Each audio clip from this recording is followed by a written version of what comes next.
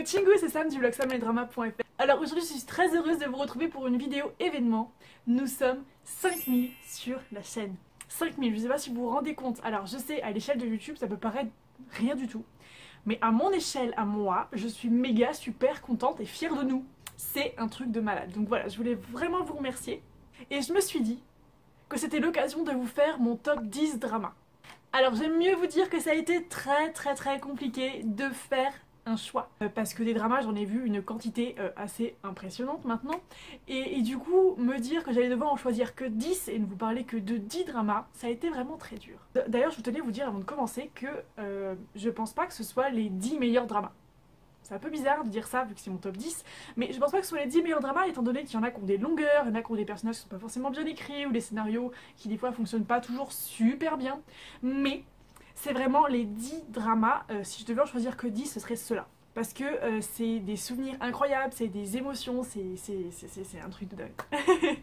Donc voilà, je vous ai sélectionné 10 dramas, mes 10 dramas préférés. J'ai essayé de vous les classer par ordre de préférence, mais soyons honnêtes, je suis pas hyper sûre de mon classement. Vous dire que j'aime moins bien le 10e que le 6e par exemple, je suis pas certaine, mais je suis au moins sûre de mon top 5. On démarre le classement avec l'excellent drama Healer.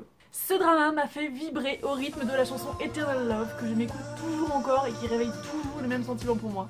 On a un héros aux airs d'agent secret, un univers geek bourré de nouvelles technologies comme j'aime, de l'action, de l'humour et une romance qui m'a rendu mais totalement accro. Et en prime, on a mon acteur préféré. Mais je vous en parle pas davantage parce que je suis en train de le revisionner en ce moment même. Du coup, il y a une vidéo complète qui va sortir à son sujet sur la chaîne, je pense début janvier. En 9ème position, j'ai choisi de mettre You Are Beautiful. You Are Beautiful, c'est l'un des dramas qui m'a rendu le plus accro à l'époque. Je me souviens que dès que je l'ai eu terminé, je l'ai recommencé. Je voulais pas sortir de l'histoire, je voulais pas quitter les personnages, c'était un gros truc de malade. Et pourtant, c'est pas du tout un scénario innovant. Enfin, ça parle d'une fille qui se travestit en garçon et qui intègre un groupe de musique. Oui, enfin, y a rien d'exceptionnel. Mais je sais pas. Les souvenirs que j'ai de ce drama sont juste, mais hyper forts. Et puis c'est avec deux de mes acteurs préférés, donc forcément, voilà. Enfin, en tout cas, humour, romance, émotion. Je n'oublierai jamais ce drama.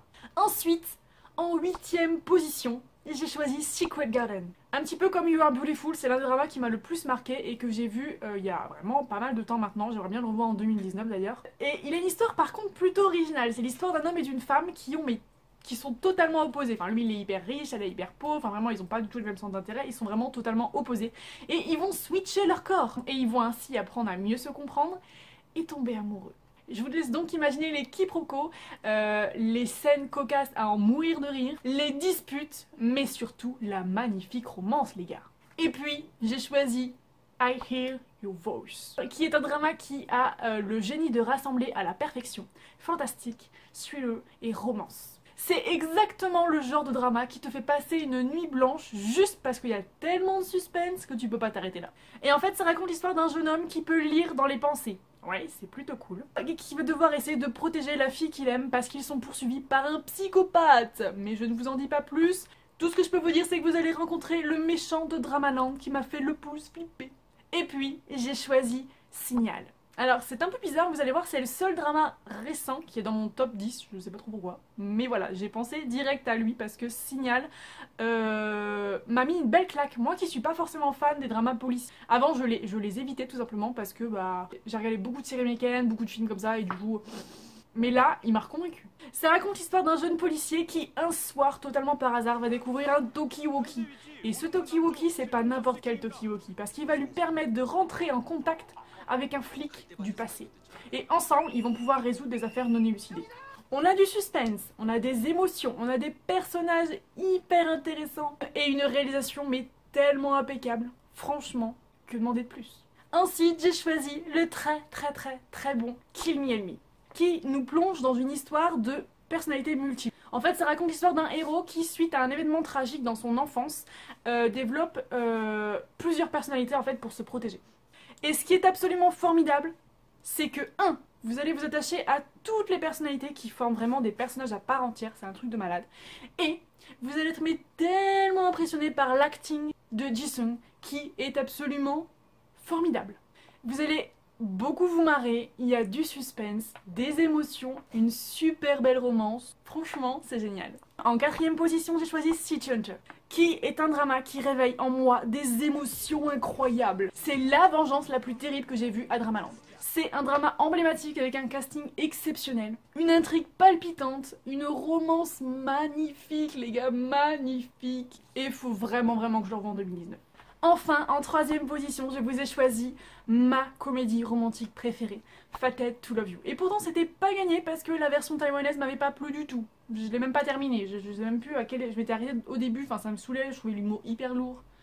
Et du coup, c'était pas du tout gagné que je vois cette version. Sauf qu'en fait, ça a été un coup de cœur intergalactique. Et pourtant, le drama part pas forcément du bon pied. Il a un scénario hyper cliché, c'est l'histoire de la fille pauvre et du gars riche qui vont se marier. Contrat de mariage, blablabla. Il y a même des longueurs dans les derniers épisodes, mais je sais pas. Ce drama a réveillé en moi des émotions incroyables. Il y a un de mes personnages masculins préférés de tous les temps. J'ai tellement aimé cette romance, j'ai tellement aimé ces personnages, je sais pas comment expliquer, mais ce drama, il a volé mon cœur, les gars. En deuxième position, j'ai choisi You Who Come From The Stars. Et je pense que ça n'étonne personne parce que je parle tout le temps de ce drama. Qui raconte l'histoire d'un extraterrestre arrivé sur Terre il y a 400 ans, qui ne se mêle pas aux humains, les humains ne l'intéressent pas, il a des super pouvoirs, sauf que il va tomber amoureux d'une actrice. Ta-da-da! Et je pense que c'est ma romance préférée de tous les temps. On a une réalisation de malade, des super effets spéciaux, des personnages hyper attachants, beaucoup d'humour, de l'action, du suspense les gars, du suspense.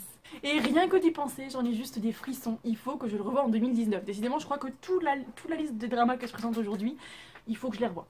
Et enfin, tout en haut de mon classement, je pense que je n'étonnerai personne. En tout cas, toutes les personnes qui me connaissent savent déjà quel drama je vais choisir. Il s'agit de Un Pweski, le drama historique du siècle, selon moi. Rien que ça. Ça raconte l'histoire d'une jeune femme qui démarre au bas de l'échelle sociale. Mais vraiment, raté pas crête, tu peux pas faire plus bas. Et qui va gravir les échelons de la société coréenne jusqu'à devenir impératrice.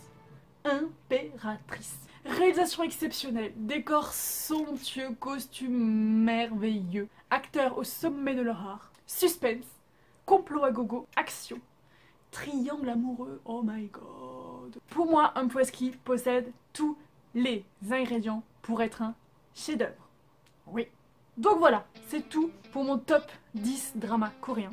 A votre tour maintenant de me dire en commentaire, vous, quels sont les 10 dramas que vous préférez. Dites-moi également si vous avez vu les dramas que moi je vous présente dans ma liste et si vous avez aimé. Et moi je vous fais plein de bisous, je vous dis à très vite pour une prochaine vidéo. Passez de joyeuses fêtes et je vous souhaite un joyeux Noël. Popo.